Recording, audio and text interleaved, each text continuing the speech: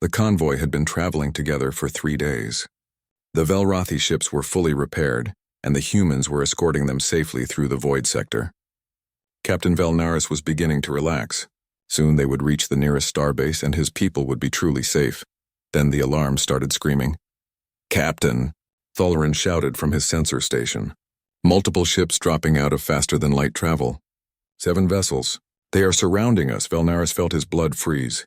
"Identification?" "Kralak Syndicate, Captain. Pirates." "Of course. Pirates always watched for disabled ships in remote sectors. They must have been monitoring the distress calls." They waited until the ships were repaired, then moved in to steal the cargo. On the Indomitable Spirit, Admiral Jiwoo received the same information. Commander Hyun pulled up the pirate vessels on the main screen. "Kralak pirates," Hyun said. 7 ships. Light cruisers and fighters. They are positioning themselves to block any escape route. "Open communications with them," Jiwoo ordered. "Let us try to resolve this peacefully." A face appeared on the screen. The Kralak captain was a reptilian species with sharp teeth and cold eyes. He looked at Jiwoo with contempt. "Human ship, this does not concern you. We have claim to the Velrothi vessels under salvage law. Leave now and you will not be harmed." "Those ships are not abandoned," Jiwoo said calmly. "They have crews and are under our protection. You have no claim here." The Kralak captain laughed. "Your protection? You are 1 ship with maybe 100 crew. We are 7 ships with 500 warriors. Leave now, human, or we will take your ship as well." "I am asking you politely to leave this convoy alone," Jiwoo said. Her voice was still calm, but now there was steel underneath. "You do not want to do this. Do you think we fear you because you are from a death world?" The Kralak sneered. "We have heard the stories. Humans are supposed to be terrifying, but I see only a female sitting in a chair. You are weak. You are prey, and we are hunters." The communication ended. The pirate ships began moving into attack position. Commander Hyun looked at the admiral. "Orders?" Jiwoo stood up from her command chair. "Battle stations. All ships, defensive formation around the Velrothi convoy. Protect them at all costs. Rules of engagement, defend only. If they attack, we respond. But we give them one more chance to leave." "Yes, Admiral." Across the fleet, the 5 human ships moved into position. They placed themselves between the pirates and the Velrothi vessels. The humans were outnumbered. 7 pirate ships against 5 human ships, but the humans did not retreat. On his bridge, Captain Velnaris watched in terror. "The humans are going to fight?" "They should run. We are not worth dying for." "Captain," Tholarin said quietly, "I do not think the humans are planning to die." The Kralak pirates attacked. They fired their weapons, confident in their numbers. The first volley of energy blasts struck the human ships and bounced off. The Kralak captain stared at his screens in confusion. "What? That is impossible. Our weapons should have penetrated their shields easily." But they did not know about human engineering. Ships built to survive in the orbit of a death world. Shields designed to withstand solar radiation from a violent star. Hulls that could endure re-entry through a corrosive atmosphere. The human ships absorbed the attacks without damage. Then they returned fire. The humans were precise. They targeted the pirate ship's engines and weapons systems, not the crew areas. They moved with coordination that seemed impossible. 5 ships acting as one perfect unit. 2 pirate fighters were disabled in the first exchange. Their engines went dead.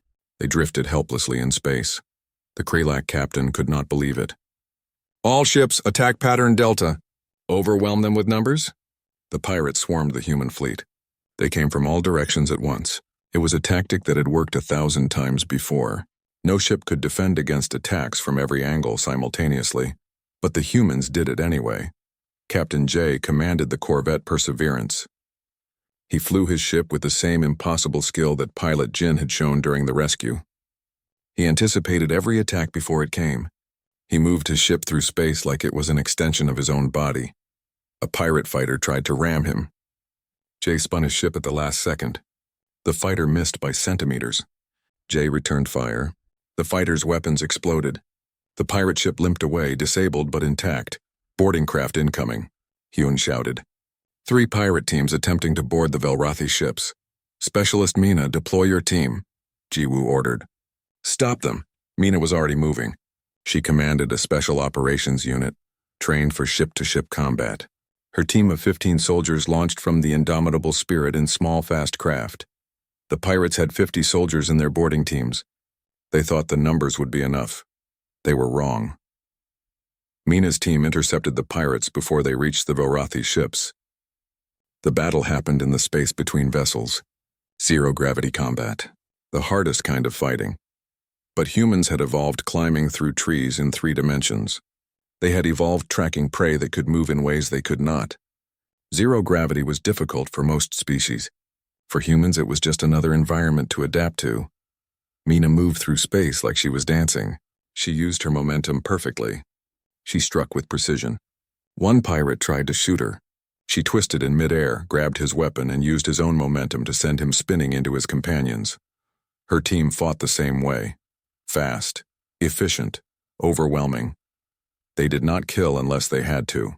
They disarmed and disabled. Within minutes, all 3 boarding teams were captured. On the Krelak flagship, the captain was panicking. This was not going as planned. His ships were being disabled. His boarding teams were captured. And the humans had not even taken any damage. "Retreat," he ordered. "All ships retreat now." The pirates tried to run, but Commander Sung, second in command of the human fleet, had predicted this. He had positioned ships to block the escape routes. The pirates were trapped. "Attention, Krelak vessels," Admiral Jiwoo broadcast. "You are surrounded. Power down your weapons and prepare to be escorted to the nearest authority station, where you will face charges for piracy." The Krelak captain had no choice. He surrendered. Throughout the battle, the humans had been careful. They disabled ships instead of destroying them. They captured pirates instead of killing them. Even when fighting, they chose mercy when they could. The entire battle lasted less than 20 minutes. On the Velrathi ships, the crews were silent. They had watched everything. They had seen the humans fight with skill and power that should not be possible. They had seen 5 ships defeat 7. They had seen 15 soldiers defeat 50. But more importantly, they had seen humans protect them without hesitation. The humans had placed themselves between the Velrathi and danger. They had risked their own lives for people they barely knew. Captain Velnaris sat in his command chair, unable to speak. His science officer Thalrin found his voice first. "Captain, I understand now why the galaxy should fear Deathworlders," Thalrin said quietly. "Why?" Velnaris asked. "Not because of what they can do to us, but because of what they can do for us. If humans choose to be our friends, they will protect us with strength we cannot imagine. But if we make them our enemies..." Thalrin did not finish the sentence. He did not need to. Later, Admiral Jiwoo contacted Captain Velnaris. "Captain, are you and your people unharmed?" "Yes, Admiral. Thanks to you and your crew." Velnaris paused.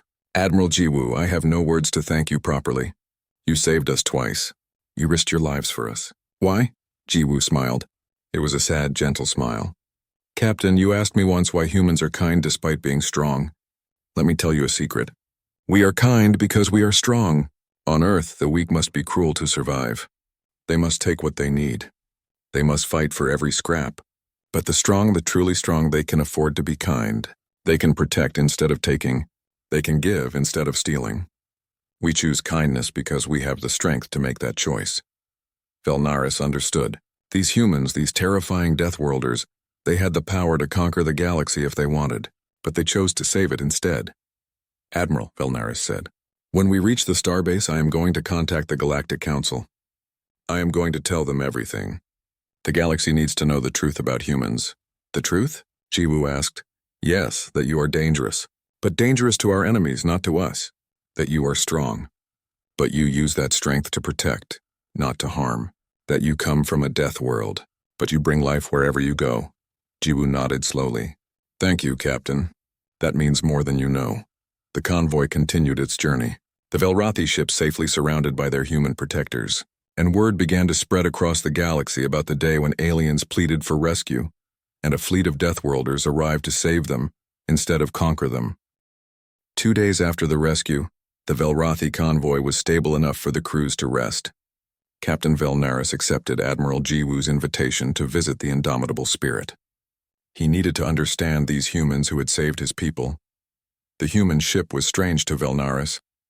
Everything was built heavier and stronger than necessary. The gravity was crushing. Velnaris felt like he was carrying twice his own weight. He struggled to breathe. "I apologize for the gravity," Jiwoo said when she met him in the docking bay.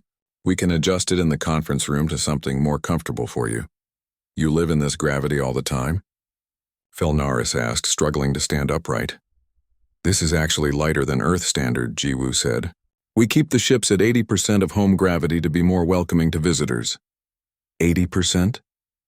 Felnaris could barely move, and this was their light setting. The conference room was better. Jiwoo had set the gravity to Velrathi standard. Felnaris felt relief flood through him as the weight lifted. Several other humans were in the room. Commander Hyun, Dr. Hana, and a female scientist named Nari who was practically bouncing with excitement. "Captain Velnaris, thank you so much for meeting with us," Nari said. She spoke very fast. "I have so many questions about your people. Your biology is fascinating. The way your eyes can see in 4 directions at once. Your skin changes color with your emotions. Your metabolism is so efficient. And your ships, the design is elegant. Nothing like our brutal engineering. Tell me everything." Velnaris took a step back. The human female's enthusiasm was overwhelming. She smiled widely, showing all her teeth. "Predator teeth, Nari," Admiral Jiwoo said gently. "Please remember what we discussed about not overwhelming our guests." "Oh, right, sorry." Nari tried to control her excitement. "I just really love learning about new species." Velnaris sat down carefully. A human servant brought drinks. The cup was heavy, made for human hands. Velnaris needed both hands to lift it. "Captain, we wanted to discuss the next steps," Jiwoo said. "Your ships are repaired enough to travel, but I recommend we escort you to the nearest starbase. The gravitational anomaly is still active in this sector." "You have done so much already," Velnaris said. "We cannot ask for more. You are not asking." "We are offering," Jiwoo smiled. It was meant to be friendly, but Velnaris saw the sharp canine teeth and felt a chill. Diplomat Woojin, a calm human male, spoke up. "Captain, I understand you and your people are afraid of us. We have noticed the fear in your crew's eyes. We want to help you understand that we mean no harm." "Your people are from a death world," Velnaris said carefully. "The Galactic Accords exist for a reason. Species from such worlds are dangerous. Earth is classified as Class 12, Woojin agreed. One of the harshest worlds in known space. But that does not make us monsters. Can you tell us about Earth?" Velnaris asked. He needed to understand. The humans looked at each other. Dr. Hana spoke first. "Earth is beautiful but brutal. We have seasons that change dramatically. In some regions, the temperature can swing from deadly heat to deadly cold. We have storms with winds that can lift vehicles into the air, rain that falls so hard it can break through roofs, lightning that can vaporize anything it touches. Our oceans have waves as tall as buildings," Commander Hyun added. "Currents that can drag you underwater and never let you surface. Creatures with teeth longer than your arm. The land itself moves," Jiwoo continued. "The ground splits open. Mountains explode. Rivers of molten rock flow across the surface. And our atmosphere, it contains oxygen at levels that would be toxic to most species. Oxygen is highly reactive.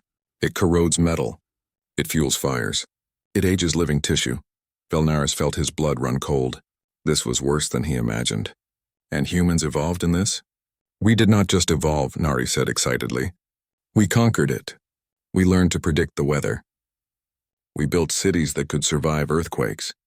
We tamed fire and used it as a tool. We hunted the predators that hunted us. We turned a death world into a home." "How?" Velnaris asked. "How did you survive?" "We adapted," Dr. Hana said. "Our bodies became strong to handle the gravity. Our immune systems became aggressive to fight the diseases. Our healing became fast because injuries were common. Our senses became sharp to detect danger. And our minds, we learned to solve problems quickly because hesitation meant death. But survival was not enough," Woojin said. "We also learned to work together, to help each other. Because on Earth alone you die, together you survive." Velnaris was beginning to understand. The humans were not just physically powerful. They were mentally tough. They had to be, just to survive childhood on their nightmare planet. "May I show you something?" Nari asked. She pulled up a video screen. "This is human entertainment. We call them movies. This one is called an action film."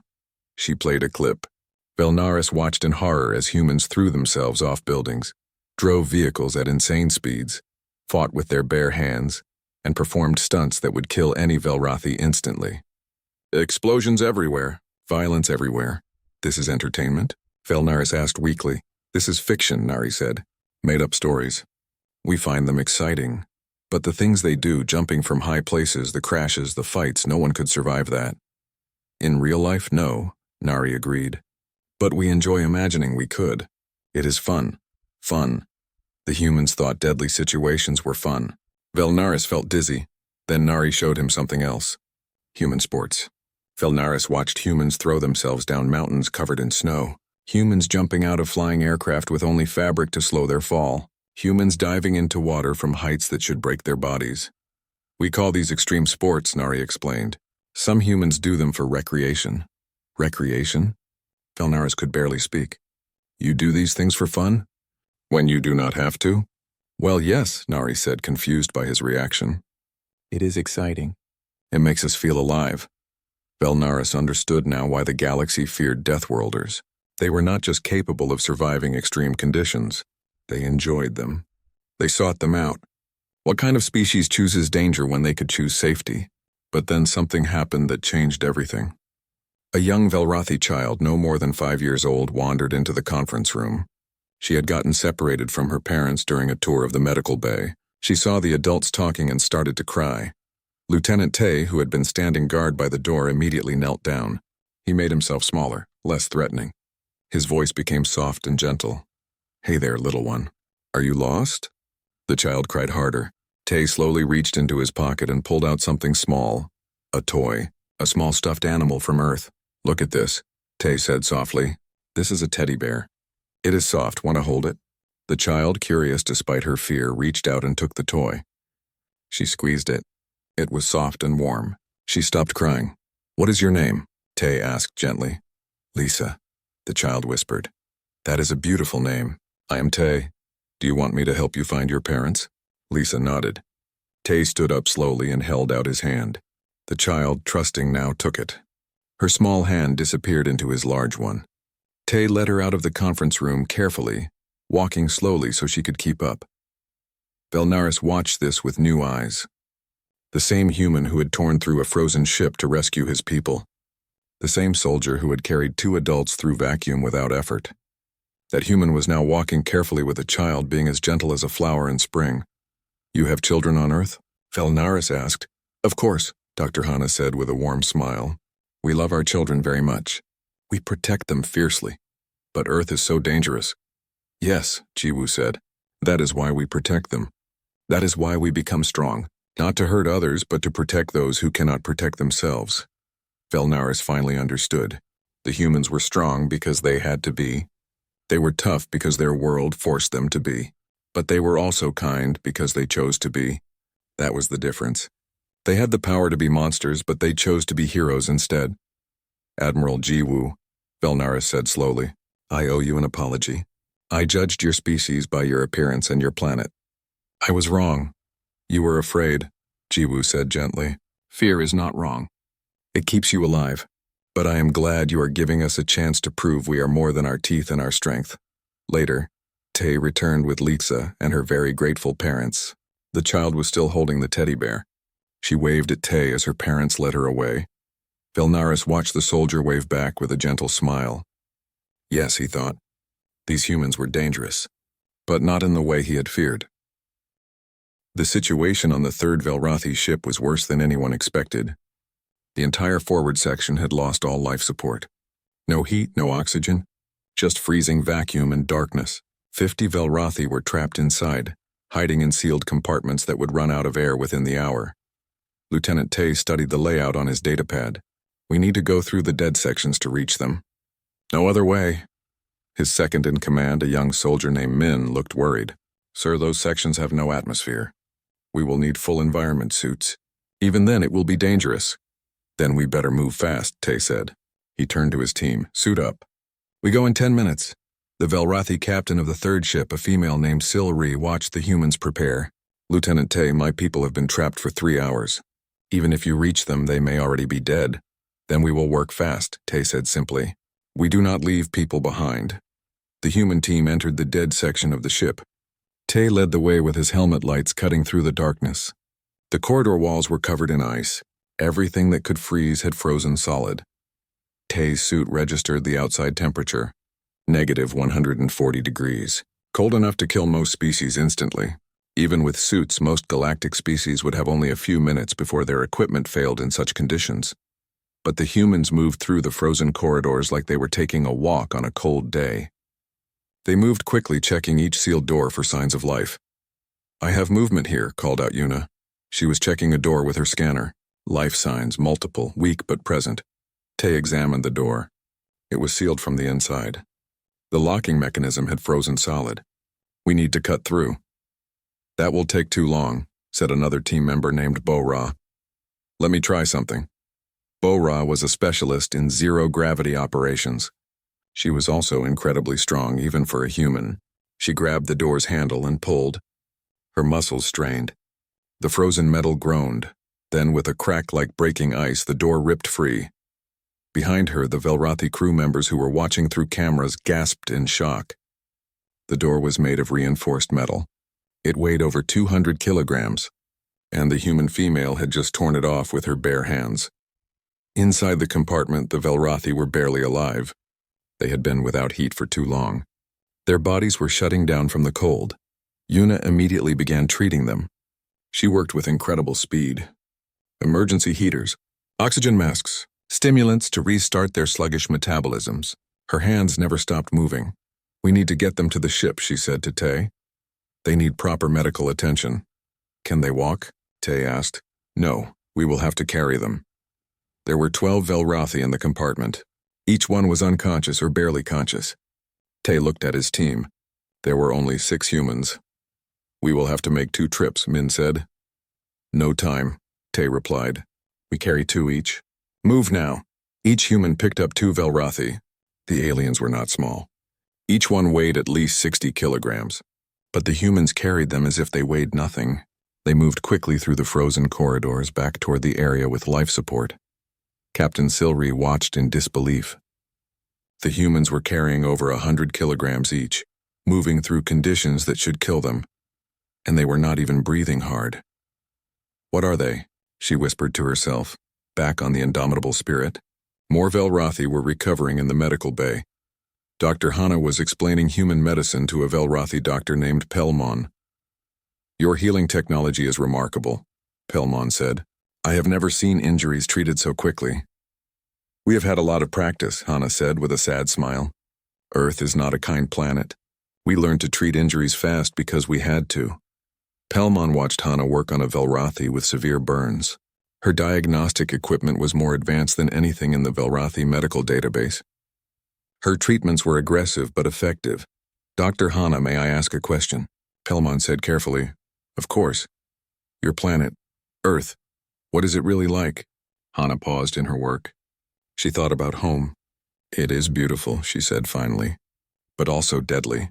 We have storms that can destroy cities in hours, waves of water as tall as buildings, ground that shakes and splits open, mountains that explode with molten rock, diseases that can kill millions. And that is just the planet itself, not counting the predators." Pelmon's skin turned pale. "And humans survived this?" "We did more than survive. We thrived. We learned to predict the storms. We built structures that could withstand the earthquakes. We cured the diseases. We tamed the predators." Hana smiled. "Earth tried very hard to kill us, but we refused to die. Your species must be very strong." "Or very stubborn," Hana laughed. "Probably both." In another part of the ship, pilot Jin was performing a rescue that seemed impossible. A small Velrathi shuttle had been thrown clear of the convoy by the gravitational anomaly. It was spinning out of control, tumbling through space near the edge of the anomaly's pull. "I can reach them," Jin said, studying his navigation console. Commander Hyun shook his head. "The gravitational forces are too unstable. The shuttle is moving through fields that change by the second. No computer can calculate a safe approach." "Then I will fly it manually," Jin said. "That is suicide. The G-forces alone—" "I have flown through Jupiter's atmosphere," Jin interrupted. "This is nothing compared to that." Before Hyun could argue more, Jin launched his rescue craft. He flew directly into the gravitational chaos that no sane pilot would enter. The forces tried to tear his small ship apart. Jin's hands moved across the controls faster than most people could think. He did not rely on the computer. He felt the ship. He felt the gravitational pulls. He anticipated every change before it happened. His reaction time was incredible. His spatial awareness was perfect. Millions of years of human evolution, of hunting in 3 dimensions, of tracking fast-moving prey, had given humans abilities that no other species possessed. He matched velocity with the tumbling Velrothi shuttle. He matched its rotation. Then, in a move that would be studied in flight schools for years to come, he docked with it while both ships were spinning through changing gravitational fields. "Got them," Jin said calmly into his radio. "Bringing them home now."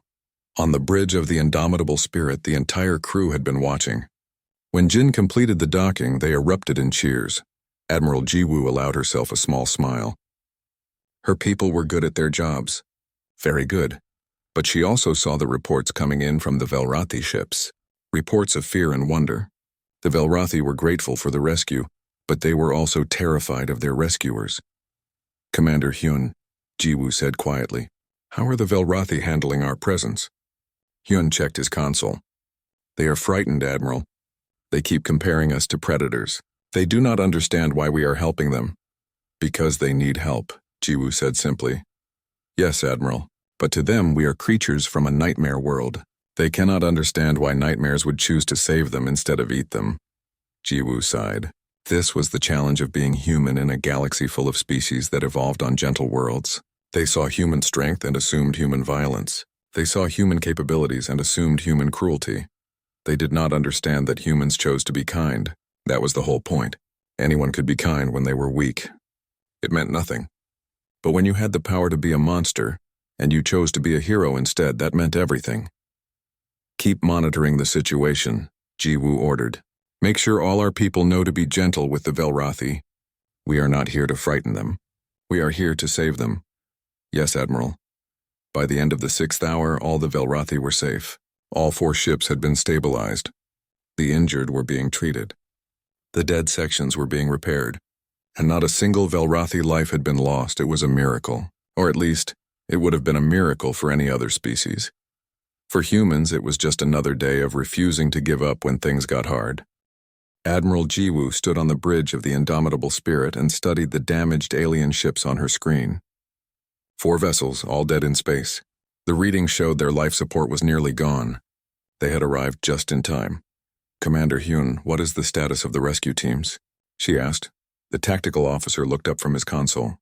"All teams are ready, Admiral. Lieutenant Tae is leading the first boarding party. Dr. Hana has medical teams standing by on all 5 of our ships." Jiwoo nodded. This was their first contact with the Velrothi species. The distress beacon had provided some biological data, but not enough. They would need to be careful. Different species meant different needs. "Open a channel to the Velrothi captain," Jiwoo said. A face appeared on the main screen. Jiwoo studied the alien carefully. Captain Velnaris had 4 eyes, pale skin, and a thin body. He looked fragile. He also looked terrified. "Captain Velnaris, we are beginning rescue operations now. My teams will board your ships and provide emergency assistance. Is there anything specific we should know?" The Velrothi captain's eyes were wide, all 4 of them. He stared at Jiwoo like she was a monster. "Admiral, your face...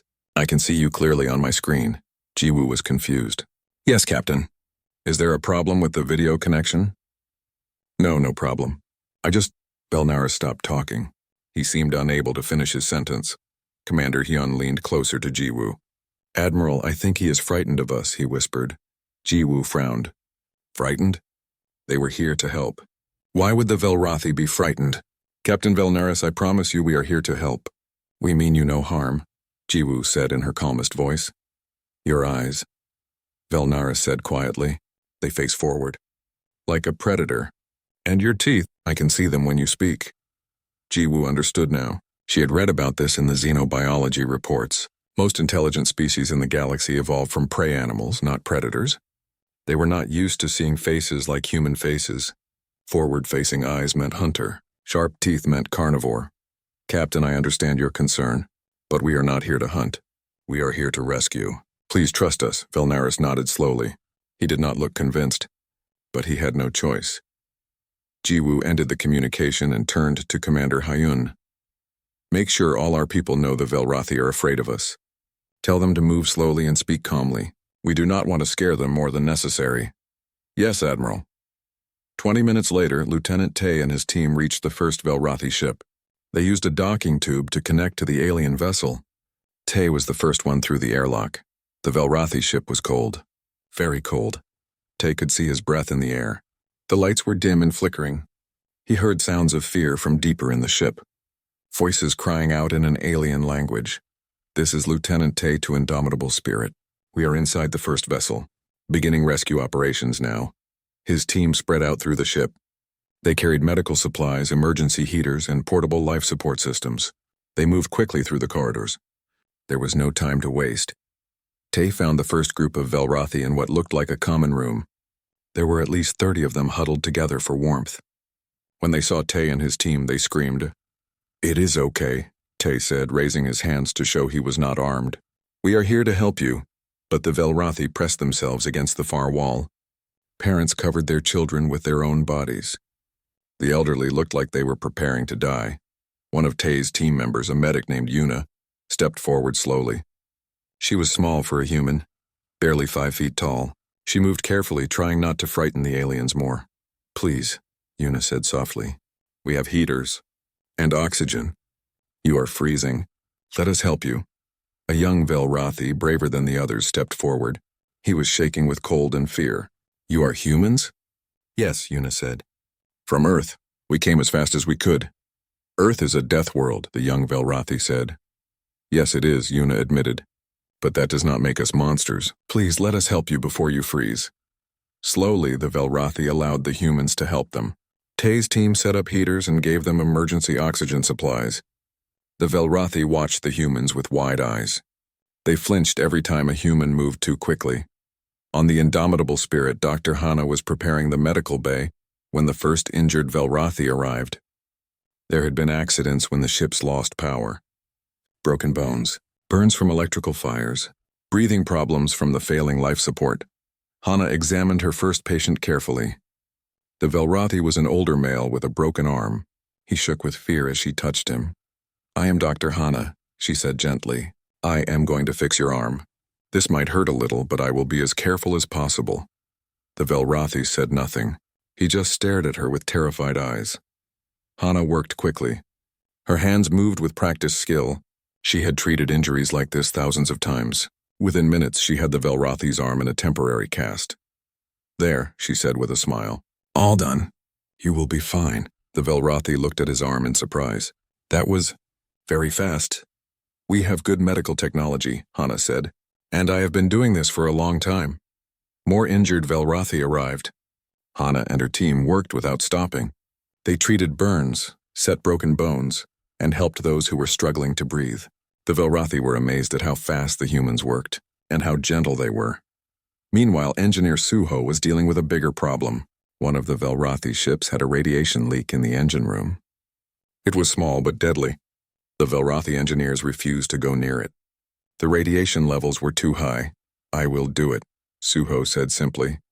The Velrathi chief engineer stared at him. "You cannot. The radiation will kill you in minutes." Suho checked his equipment. "I have protective gear, and I can work fast. Just show me what needs to be fixed." Even with protection, the exposure is too dangerous. No species can survive that level of radiation for the time needed to make repairs. Suho smiled. "I am not most species. I am from Earth. Our planet has weaker magnetic fields than most worlds. We evolved with higher radiation exposure. I will be fine." Before the Velrathi could argue more, Suho entered the engine room. The radiation alarm screamed at him. He ignored them. He had worked in worse conditions during training on Jupiter's moons. He found the leak quickly. It was in the cooling system. Suho pulled out his tools and got to work. His hands moved with confidence. This was not complicated, just time-consuming. 30 minutes later, he emerged from the engine room. The Velrathi engineers were waiting with medical scanners, certain they would find him dying of radiation poisoning. Instead, Suho was perfectly healthy, all fixed. He said cheerfully, "Your engines should be operational in a few hours once the core cools down." The Velrathi engineers looked at each other in disbelief. No one could survive that much radiation, but the human had not just survived. He looked completely unaffected. like he had just taken a walk in the park. Word spread quickly through the Velrathi convoy. The humans were not just willing to help. They could do things that should be impossible. They worked in conditions that would kill any other species. They moved with strength and speed that seemed unnatural, and they did it all with calm efficiency. On the bridge of his ship, Captain Velnaris watched reports come in from all 4 vessels. His people were being saved. The humans were working miracles. But every report also filled him with a new kind of fear. What kind of creatures were these humans? What kind of world created beings so powerful, so resilient, so terrifyingly capable? And most frightening of all, why were they being so kind? Captain Velnaris stared at the dying screens in front of him. The lights flickered again, and somewhere in the ship someone screamed. He closed his 4 eyes and tried to stay calm. This was not how the trading mission was supposed to end. "Captain, we have less than 6 hours of life support remaining," his science officer Tholren said. The young Velrathi's skin had turned pale blue with fear.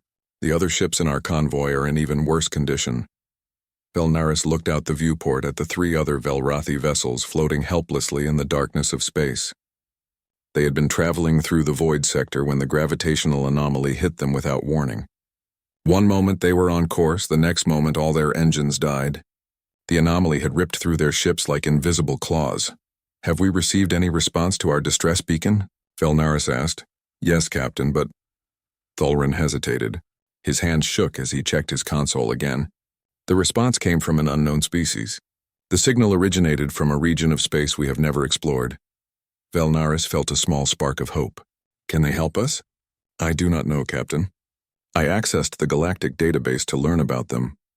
They call themselves humans. Their home planet is called Earth." Tholren's voice became quieter. "Captain, Earth is classified as a Class 12 death world." The hope in Velnaris's chest turned cold. He had heard of death worlds before. Every child in the galaxy learned about them in school.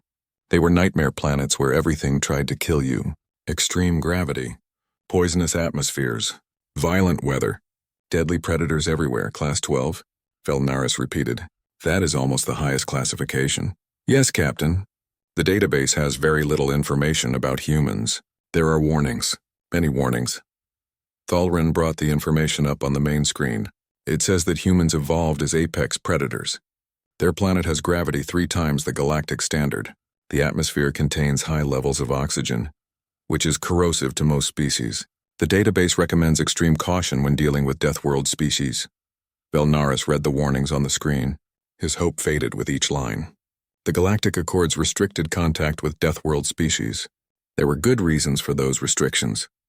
Species that evolved in such harsh conditions were usually violent and dangerous. They had to be, just to survive. "What choice do we have?" Velnaris said quietly. "The nearest friendly species is 12 days away." "We have 6 hours." Tholren said nothing. They both knew the truth. 6 hours meant they would all be dead long before help arrived from anyone else. "Send a response to the humans," Velnaris ordered. "Tell them we accept their assistance." "And Tholren, prepare the crew. Tell them who is coming." The science officer nodded and began working on his console. Velnaris watched the other ships in their convoy. 1,500 Velrathi were depending on him to make the right choice. He had chosen to accept help from creatures that evolved on a planet of horrors. An hour later, Tholren called him back to the bridge.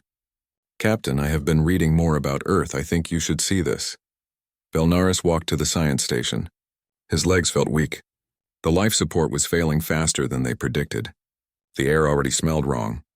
"Look at this," Tholren said, showing him more data. "Earth is a planet covered mostly in water, but not calm water. The database says Earth has violent storms that can destroy entire cities. The planet's surface moves and breaks apart regularly. There are mountains that explode with liquid rock. The temperature can change by 50 degrees in a single day.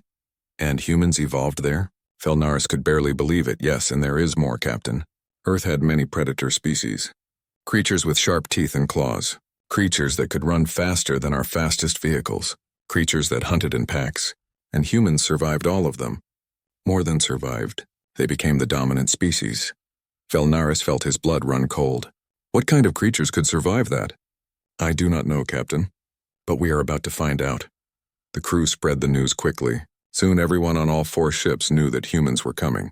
Velnaris heard the fear in their voices over the communication channels. Parents held their children close. The elderly prayed to the old gods. Everyone waited. 3 hours passed. The life support was failing. Velnaris could feel it getting harder to breathe. The temperature in the ship had dropped. Frost was forming on the walls. Then Thulren shouted from his console, "Captain!" Multiple ships just dropped out of faster-than-light travel. Right on top of our position. "That is impossible," Velnaris said. "No one can navigate that close to a gravitational anomaly. The calculations are too complex." "The sensors confirm it, Captain. 5 ships. They are trying to communicate." Velnaris moved to his command chair. His hands shook as he activated the communication system. "This is Captain Velnaris of the Velrathi trading convoy.